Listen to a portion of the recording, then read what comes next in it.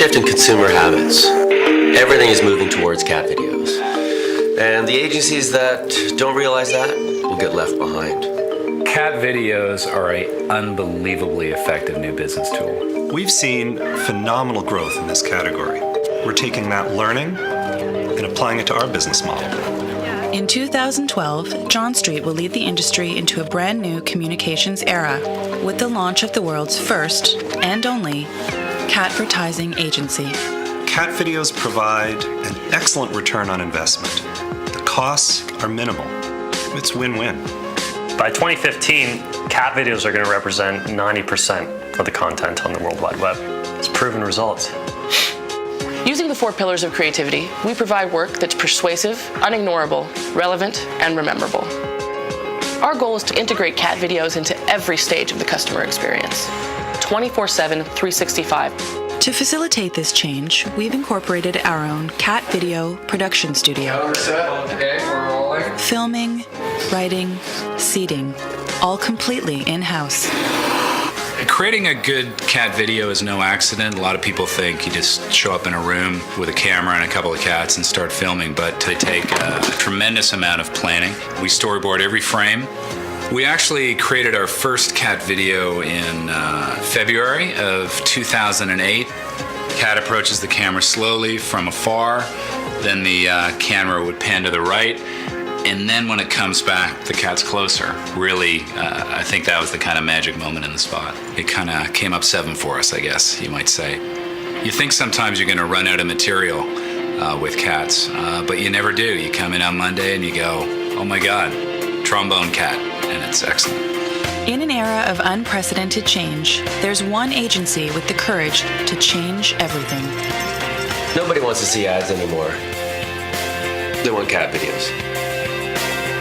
Ask yourself, what can cat videos do for your business?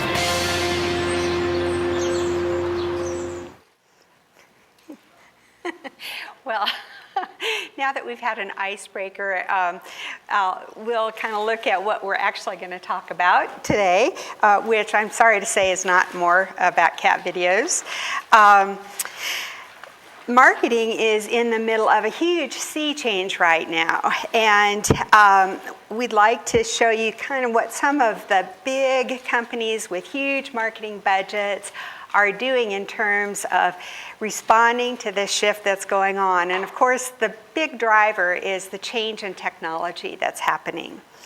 So we'll give you some information about how businesses, the big ones particularly, are switching up their marketing programs.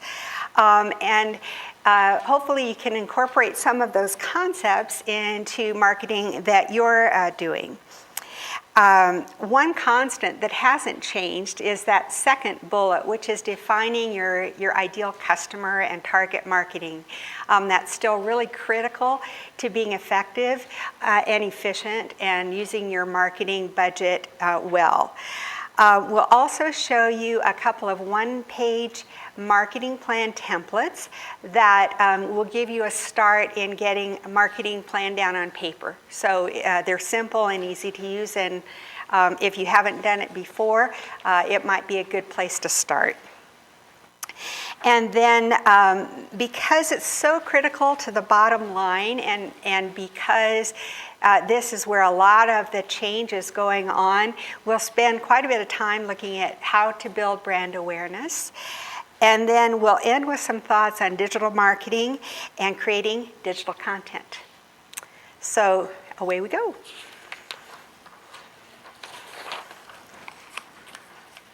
The crazy pace of the change in technology fundamentally affects how customers interact with businesses. This consequently changes the way businesses are interacting with customers, and we're going to look at some of the effects of this changing world. So here's just one indicator. Last fall, the investment bank Piper Jaffray did a survey on which social media platforms teenagers were using the most. And as you can see in the purple bars there,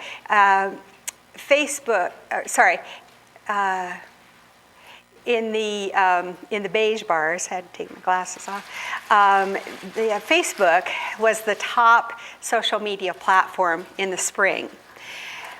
6 months later in the fall, that's no longer the case. They fall into third place. So Instagram is the big platform that all the kids are using now. And it's just kind of interesting to see how quickly things are changing out there. So there is a report that was actually done just this month by EIU, which is the research arm of The Economist magazine. They're really well respected for the research that they do. And they surveyed 467 leading chief marketing officers from large companies all around the world. And they asked them about the technology that they thought would most impact their marketing work. And the first thing they mentioned was the Internet of Things. And for those of you like me who were kind of unclear about what that meant, here's a video that sort of explains it.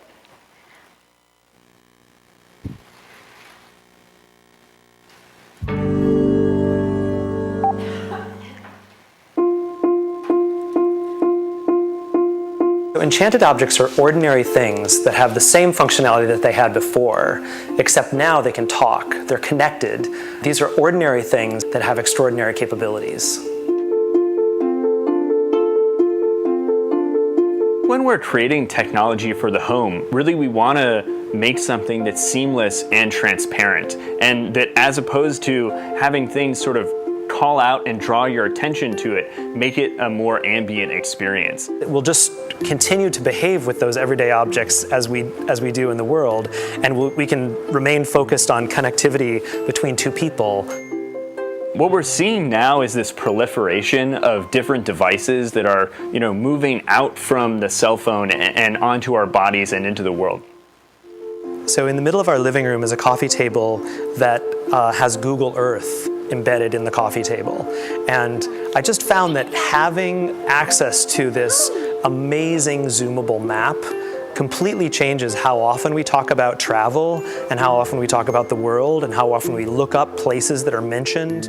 And it's nice to have this beautiful large reference object sitting in the middle of our living space. Our devices can be a lot simpler, and the interaction to them can be a lot simpler.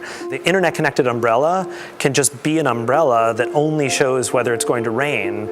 You don't need to tap on an icon or do anything that seems sort of artificial. We come from a time in which we need to adapt to our homes and not the other way around. So what if our home could be a platform that we personalize and we customize? The key is how do we create this ecosystem, these technologies that allow us to move from one experience to the other in the most seamless, most magical way. Some people might think that a connected home is overwhelming, that there'll be so much information in the connected home that it's just a cacophonous environment and you wouldn't want to live there. But I think about how we decorate our homes today. We put photographs everywhere, we put paintings up, we put Post-it notes up. There's a lot of decoration and adornment in the home. And I think if enchanted objects can be designed in the right way, we're going to want hundreds of them around us. I think what we're going to see is a new renaissance where designers as well as computer scientists are going to really make a really big impact in the type of technology that we see in the home. The history of computers has mostly been about efficiency. I think one of the things that's changing is that enchanted objects can be about adding motion and add magic to the fabric of our everyday lives and experiences. To think about the Internet of Things is a world of enchanted objects that have little brains inside them. An indicator of how quickly this may be coming into the world could be from Samsung, the electronics manufacturer. By 2017, they plan to make 90% of their products Internet of Things enabled. And just to give you a sense of the scale of Samsung's market reach. In 2014, they put 665 billion devices out there in the market. So this won't be very long in coming if that is how their plan works out. So the second most cited phenomenon by these leading chief marketing officers was this idea of real-time personalized mobile. And these are some of the channels for mobile marketing. So email, search engine marketing, of course, on your smartphones, content marketing, and social marketing. And here is an example of the personalized piece of it. This is a communication from a hotel to a guest, welcoming them to Chicago, which is where the hotel is, and offering them a coupon for dinner that night at a restaurant. So the hospitality industry is already doing this personalized kind of marketing. It happens that there are businesses that can create apps for you to do that, so we can help you find those if that's something you want to do. But this is just to illustrate how personalized marketing is becoming. So there's another, so this is the cover of that report that all the CMOs participated in.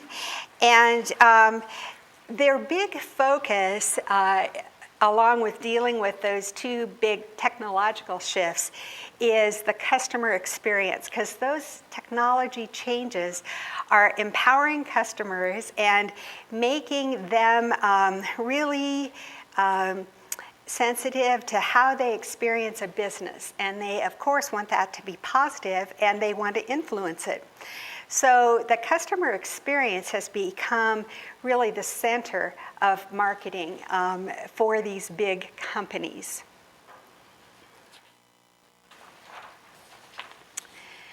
So here are some examples of that shift. It used to be that the gold standard for brand marketers and marketing companies was to create a brand that consumers or customers loved. You know, they're really like all on board with the brand. And of course, the guy who's shaved Coca-Cola's logo into his head is an example of that. The shift is going away from that into making your marketing plan integrate with your revenue generation.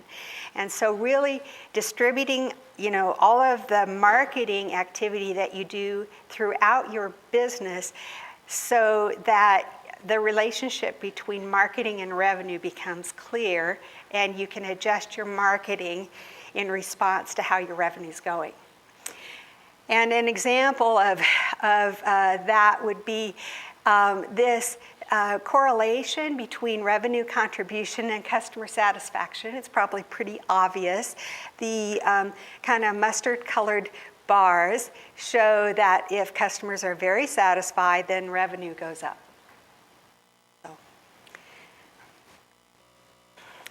And here's another description of the transformation that's happening in the world and approach to marketing.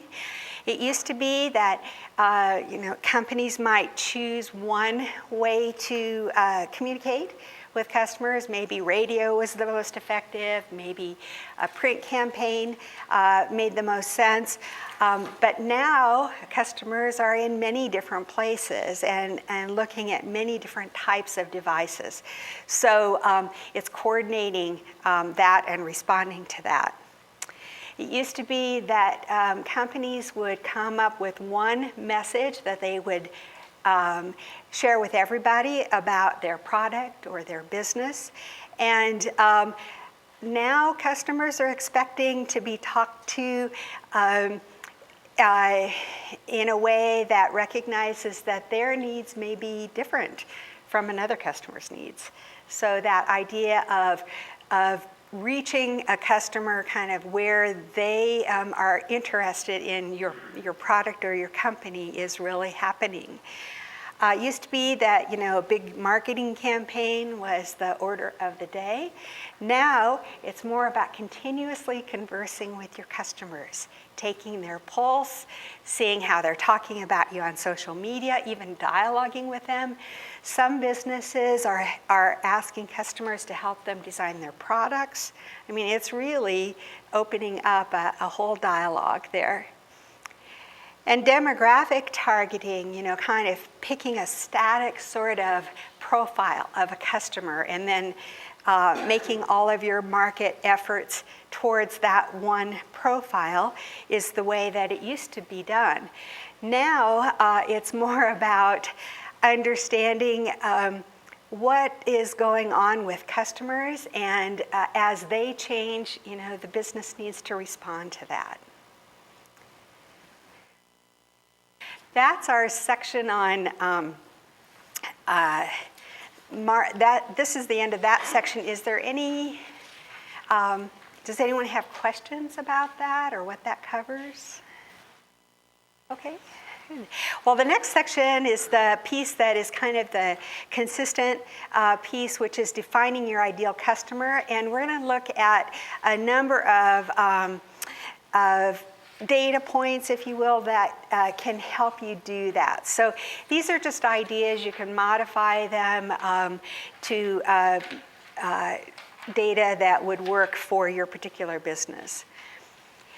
So if you have a business that sells to other businesses, it can be helpful to kind of figure out who your customers are. And these are some traditional ways to do that. What's the job title of the person that you're trying to reach? How long have they been in business?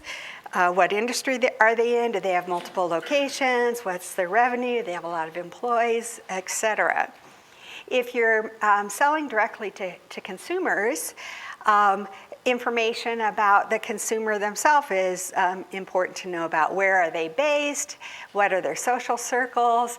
What are their perhaps their occupation, their family status, etc. And of course, income always comes into it. Another way to kind of think about your customer base or your market would be with what are called psychographics. So this is kind of how they think. And for a business selling to other businesses, is that business open or resistant to change? Are they market focused? Are they rigid? Are they open-minded? What's their decision process? Do they like to be on the cutting edge, or are they more stand back and see how things play out? Do they need referrals? Do they know what other options are out there in the marketplace? All of those things can be things that you can kind of be keeping track of as you are thinking about how to market to other businesses. For those of you who sell directly to consumers, do they have brand preferences? Are they sensitive to price? Do they care about the environment? What are their hobbies, their lifestyles?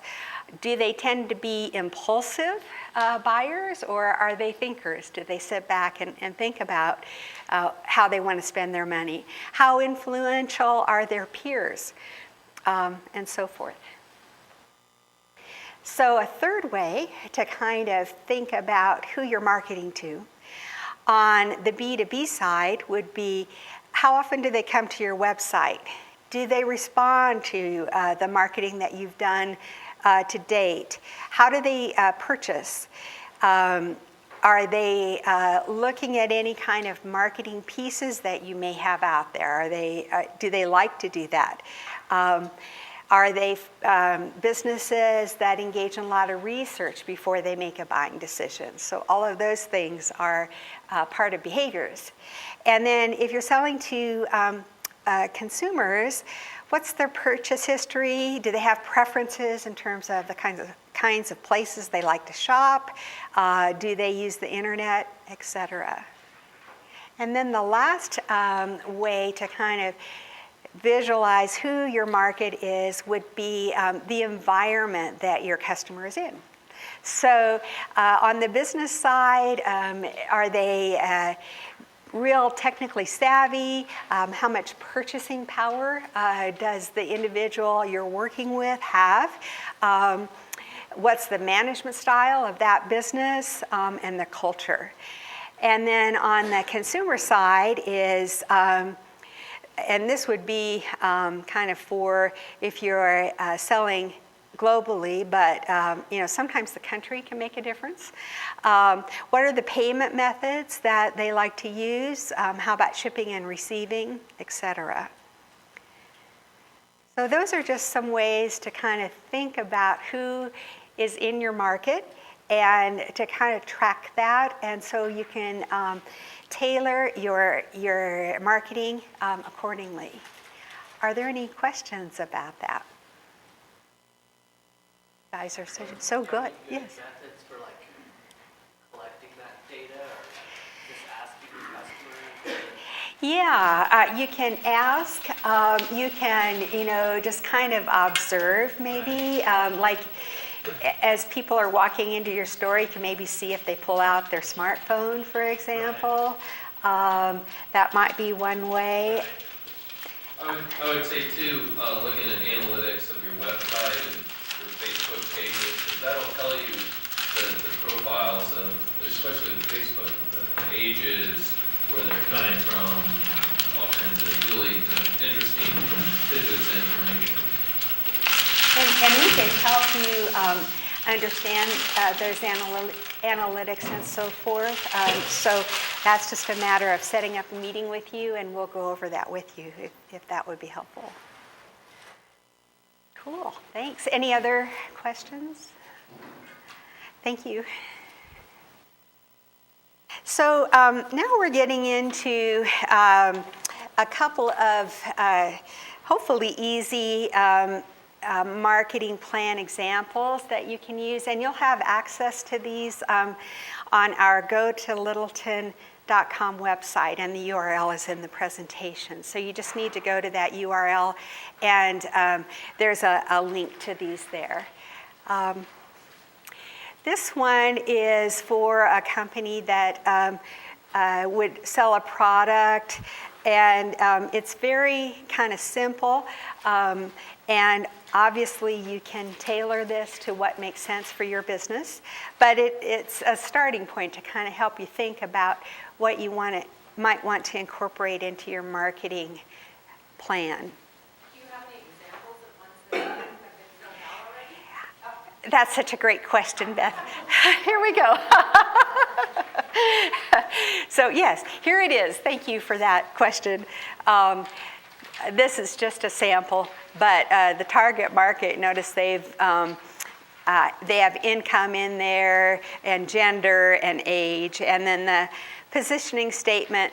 This is kind of how they want their business to be perceived. So they sell modular stereo systems, and they want theirs to be the best looking one and sounding one that customers can buy. And here's what their product offering is there, their pricing strategy, etc. Is that helpful? This is a second template that might be more appropriate if you are a professional services business or a nonprofit, and it kind of gets more to your mission than to actually selling a product. And I don't have a completed one on a slide, but there is a completed one on the website, so you can look at that. Any questions about the templates? I have a question about the Yes. marketing strategies. Yes. And I've been trying to work with Joanne about this, is how to get into the governmental offices. Going to a private business is pretty easy because you just walk in, but the government businesses, and there's so many of them around here, Yes. I found to be really difficult. It can So, be, yeah. I don't know what the answer to that is, but they're a big, large employee base, and I I mean, I want to offer their employees something, Sure. even, not even necessarily to offer, but to make them aware that I'm here. Right. So I'm really looking for some help in that area. Well, I'm not sure how much Joe has worked with you on that, but we, can try to find contacts for you and just kind of work with you specifically around that problem to strategize. And it can be challenging because some of them have a lot of barriers to outside folks coming in. They're very protective of their workforce. So and if that's the case, it's pretty hard to get around that, but we might find a creative way. So just if you would let us brainstorm with you a little bit, we'll see what we can come up with.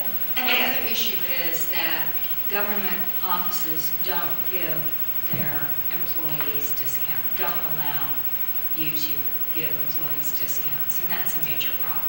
Yeah, and it's not just with the And city. we've gone through HR and everything, this just isn't happening. So she's working on a plan that may work, but you can talk about a lot of that. Does the city or the government, do they have any kind of like website where you can go and advertise or? Typically, Sorry. Has anybody else come across that as well, that issue, or? Maybe it's just because I'm new.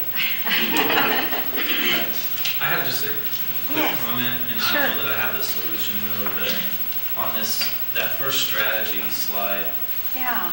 I find the positioning and offering statements to be extremely weak in that example, because the best looking and best sounding, well, everybody can say that. What are you really offering that provides value to people? So we provide something that enhances your life. It saves you time, it saves you money, it does this, it does that. That's a positioning statement.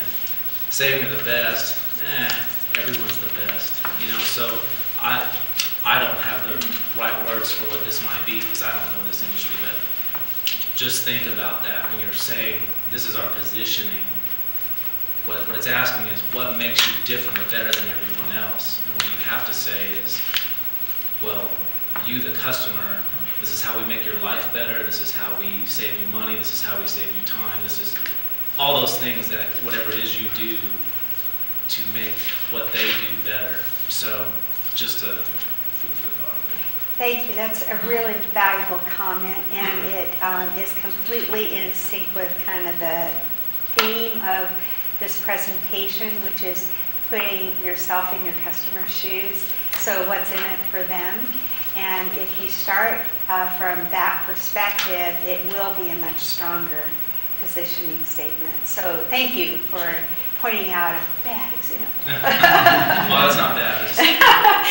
Yeah, no, it was hard to find templates, and exactly. so yeah. But that's really great. I'm glad that it was there so you could be so smart. Thank you. This part of our presentation is probably the meatiest, and that's because building a brand is so critical to making your business successful and your marketing sing.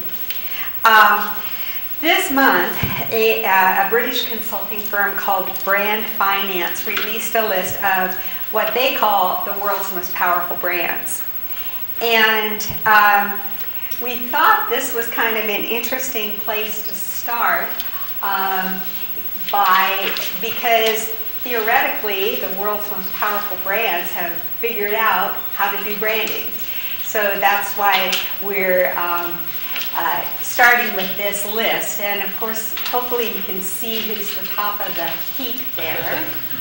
Yeah, it's Lego. So that's kind of a surprise. Lego is a Danish company, which some of you may know, and they've been in business since 1949.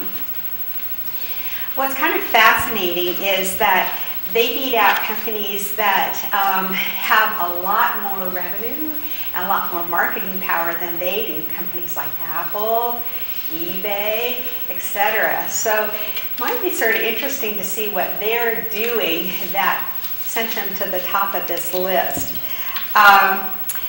They actually were in financial trouble around 2000, and they were close. They were getting pretty close to bankruptcy, and so to come back from that to where they are today is a nice story of recovery. And one of the things that may have helped them do that was a return to their original mission statement and their original vision statement. So their mission statement is inspire the builders of tomorrow. And their vision statement is create the future of play. And both of those are customer-centric. So they're focused on who their customer is. And that may have been the key to turning the company around, getting a relevant marketing plan out there. They also invite customers to help them create new Lego sets. And they call that Legos Ideas. And here's a little video from their website that shows how that works.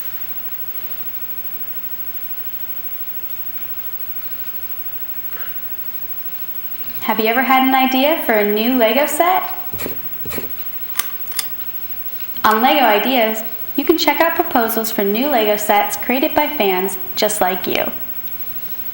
Find your favorite projects, vote, give feedback, and even submit your own.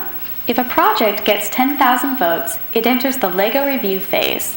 Then, our review board evaluates and selects which project will become the next Lego Ideas product. Members whose projects are selected are recognized for inspiring a Lego Ideas set and even receive a percentage of the product's sales. Once the design process is complete, the next Lego Ideas product is produced in our factory and shipped to stores. Finally, the Lego Ideas product is available to buy. And you made it happen on Lego Ideas. So what are you waiting for? Check out cool projects on the Discover page, or learn how to submit your own by clicking How It Works. The next set we approve might even be yours. So that's really inviting the customers to participate in the business and helping the customers feel like they matter, they're engaged, they're valued by the company. And those are all things that any business can work to communicate. Did Sure. they mention any, it seems like Lego really started to take off when they did co-branding with other companies. Oh, More yeah. so than, you know, it's one thing for them to get back to their original mission statement. It sounds really romantic and everything, but really what I saw is that they like partnered up with like, you know, Star Wars action figures and all these different action figures and Sure. companies. So why wouldn't that be kind of is that not the case? Well, obviously it is, and I don't know because I haven't seen anything written about that. Doesn't mean it's not out there, but it may be that actually that inventing the future of play and building the and helping the builders of tomorrow, you know, those ideas opened up the plan to co-brand. Right. Just seems like that was you should really get to the core of why somebody's successful if that's what you're going to talk about, like that this company became successful for this reason, then you should actually try to find out what the core of that reason is, because that's what helps you. Yeah. Well, if they hadn't had those two, you know, overriding statements, it may not, you know, the co-branding may not have happened. I don't know, but yeah. Yes. There's a 20 to 30 minute documentary on that Barry story on Netflix, if you have Netflix. Oh. So maybe search Lego or something. And they talk about how they were in financial trouble and what they did. I think they touch on that co-branding stuff, but might be worth checking out. I don't know for sure. I just know that my kids got into it when they started to co-brand with all these other companies, because then they'd be like, they're interested in this movie, and then all of a sudden there's and that's really an interesting, way that they did it with branching out and doing the co-branding and so forth. Very creative, and so. They have a kind of a generic product that can go with so many other things. Right, and it also kind of may indicate that they were doing a good job of listening to the marketplace, because of all the interest in Star Wars or whatever the other co-branded sets might be. Yeah, good. Well, thank you. That's a great comment. The photo in this fellow is named Will Novosidlik, and I hope I pronounced his name right. He's a designer and a marketer, and he recently wrote a LinkedIn post called "Kick Branding in the Pants."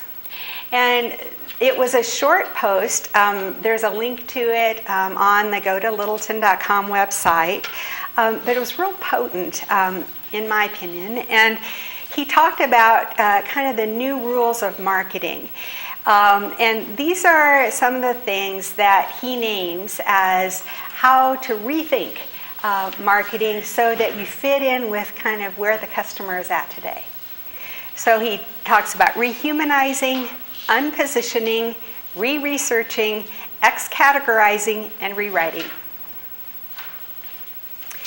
So rehumanizing, he explains as kind of leaving marketing fantasies behind, and kind of creating products that are just lookalikes to what your competitor's doing. So kind of leaving that whole idea of what you maybe think the market is, and instead actually getting real with what it actually is. So marketing to an actual person, an actual customer, and not just some generic kind of prototype of who that might be. He says that the practice of branding has been focused too long on products and not on people. And he talks about putting putting people at the center of any branding efforts. So here's an example of what he means by unpositioning. The top photograph is probably a motel chain we all know about, Super 8. And the bottom one is about a fairly new lodging phenomenon called Airbnb. So have any of you used Airbnb? Yeah. And can you kind of see the difference in tone in terms of which one might be more appealing to a customer? So it's more about the Airbnb, the welcome home, that's a shot from their website. It really kind of speaks to, it kind of fits the company into the consumer's lifestyle. So they're going to be traveling, and so the Airbnb is kind of putting themselves in the customer's place and, marketing to what a customer might want out of that travel experience. And having a sense of feeling welcome and a homey place to stay is one thing that's really nice when you're on the road. So that's just one idea of unpositioning. So instead of kind of talking about, we have 200 rooms and we have a swimming pool and we have whatever else it might be, instead of the features of your company or your product or your service, you talk about the experience that the customer has with it. Re-research has to do with kind of getting out there and taking the pulse of what's happening in the world. So I don't know if you can see the smaller photograph up here. Can anybody guess what that's a photo of? There's somebody in front of a flip chart and people around a conference table. It's a focus group. So the focus groups, have been used by businesses for a long, long time to try to understand, what's going to fly in the marketplace. What, is product version A more attractive than product version B, according to a small group of people sitting around a table inside a building. Re-researching is the idea that instead of kind of doing that work in isolation, you actually go out into the world and kind of observe the world, observe how people are using either your product or a product in your market, and sort of letting that be your research. So, and out of that you can kind of begin to frame your marketing message, figure out the data you need in order to focus on the right group, and then look for patterns and insights.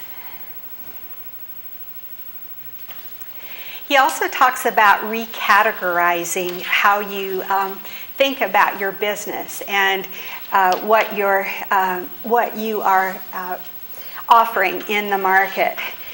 So the top photograph is lots of cars, and as we all know, there are many choices there. Lots of different things that you can choose. Basically, they all get you from A to B, but they have a lot of different features. And trying to come up with yet another car, an internal combustion driven car, there may not be a lot of space in the market for that. The larger photograph with the goofy looking vehicle at the bottom is actually a photo from one of my friends' businesses. He's the guy in the middle and standing next to the vehicle. And he invented this little car that runs it on bicycle equipment. And it's called an ELF. And this is kind of revolutionary because since it's essentially a bicycle with a cab built around it, it can go a lot of different places that a car can't go. So it can go on sidewalks, for example. It can go in city parks. It doesn't need to be licensed. And the cost is, of course, much lower.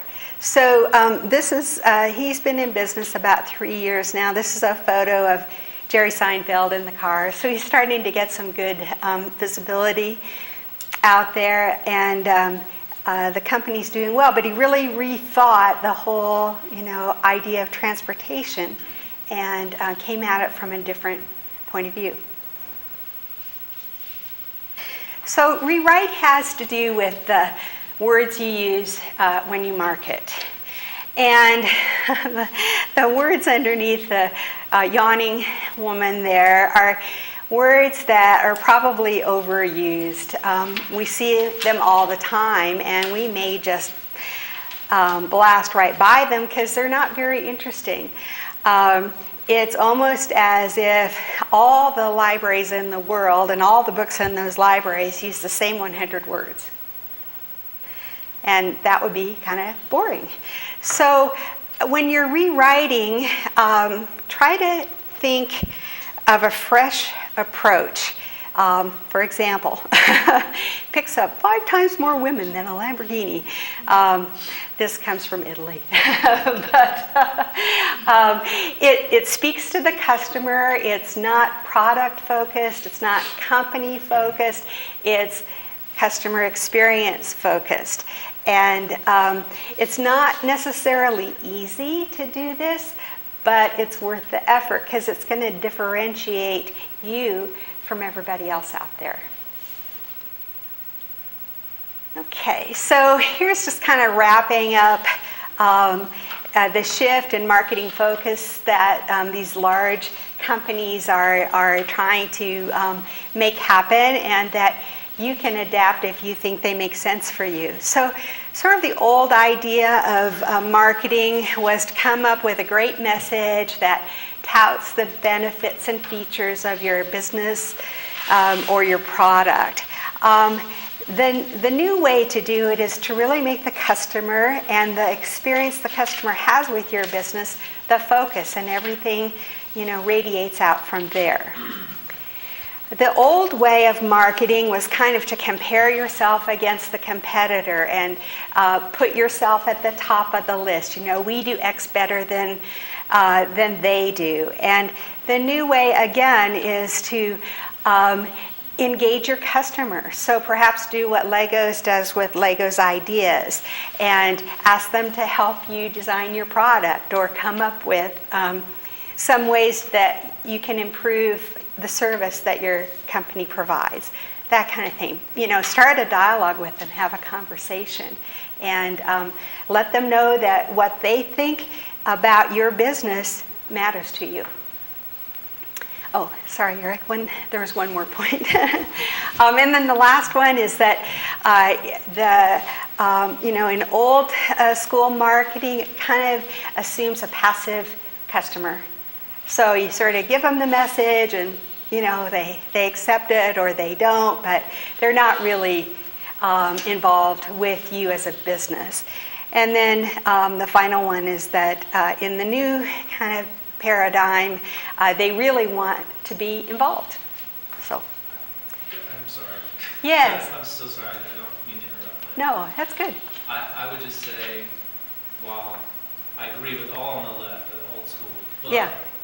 I would still include messaging in the modern, because it's now messaging plus customer experience, because the customer experience reinforces what your message is. Absolutely. And so now it's kind of like this plus this is now important, where it used to be just messaging. Now it's messaging plus experience. You know what I mean? So You're absolutely right. Yes. I would still lump that still into the modern. Yes. But the others completely agree. Yeah, and that may have been a little misleading.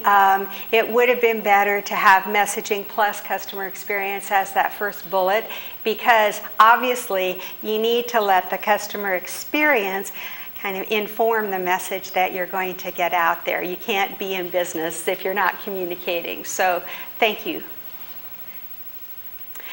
One of the things that big businesses are really serious about is how consistent their brand looks across, any kind of platform. And so we thought it might be kind of interesting for you to see, and they're so serious about it that they all have what they call brand books that outline how you can use their name, their logos, etc. And so we thought it might be interesting for you to see what Skype, the internet phone business, has in their brand book. So the first page is just the table of contents, and I don't know if you can read this very well, but you can see how detailed it is.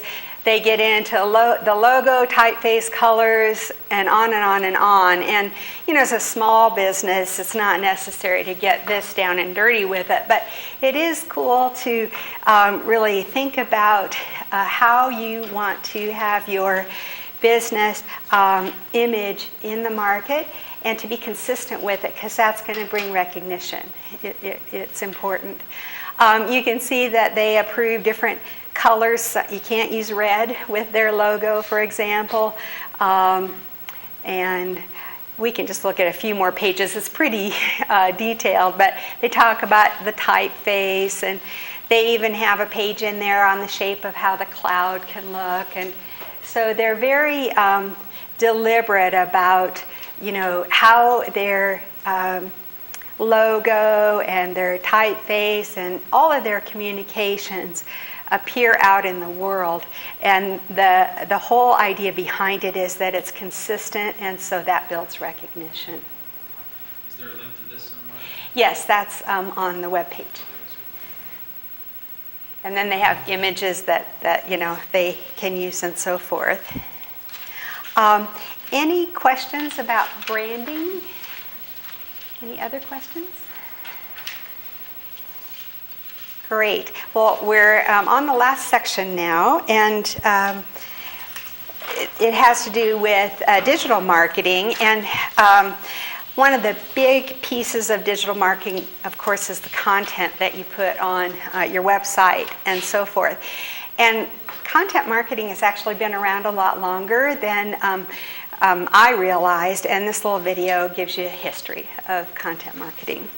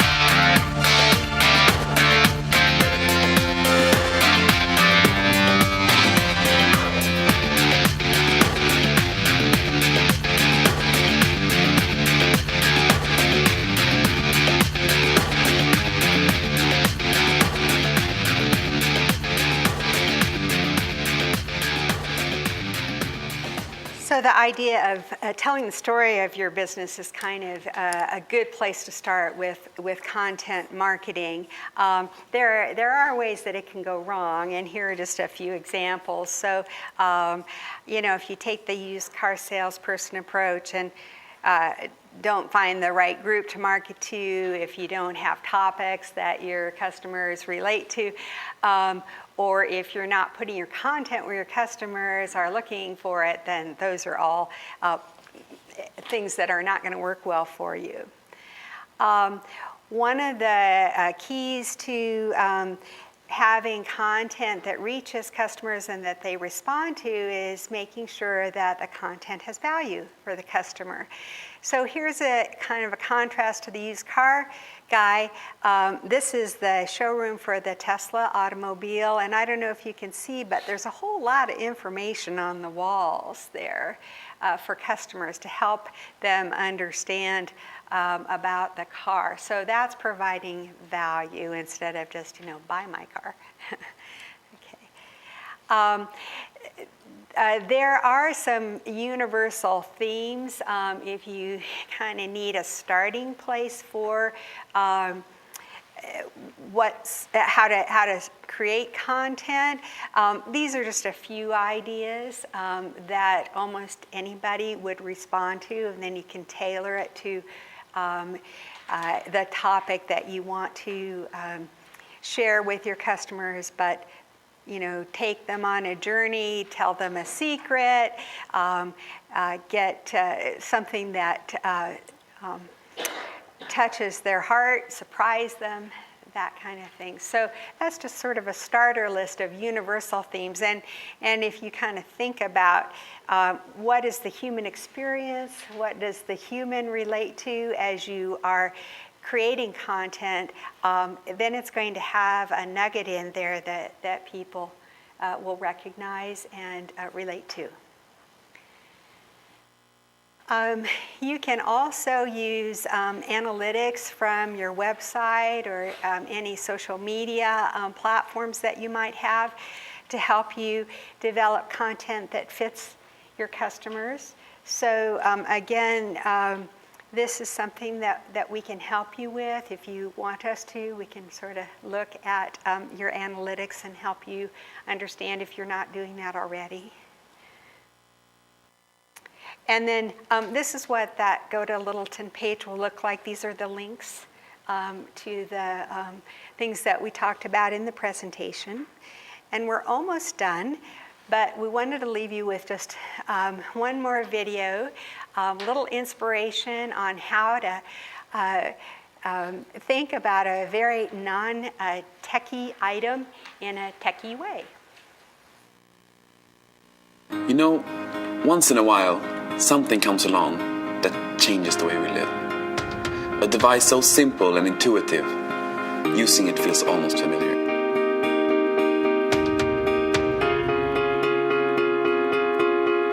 Introducing the 2015 IKEA catalog. It's not a digital book or an ebook. It's a book. The first thing to note is no cables, not even a power cable. The 2015 IKEA catalog comes fully charged and the battery life is eternal. The interface is 7.5 by 8 inches, but can expand to 15 by 8 inches. The navigation is based on tactile touch technology that you can actually feel. Content comes pre-installed via 328 high-definition pages of inspiring home furnishing ideas. To start browsing, simply touch and drag. Right to left to move forwards, left to right to move backwards. Notice something else? That's right, no lag. Each crystal clear page loads instantaneously, no matter how fast you scroll. If you want to get a quick overview, just hold it in the palm of your hand and using just your thumb, speed browse the content. If you find something you want to save for later, you can simply bookmark it. And even if you close the application, you can easily find the bookmark again. Amazing. What about multiple users? For that, we've introduced a simple color coding system to avoid confusion. If you want to share a particularly inspiring item, you literally share it.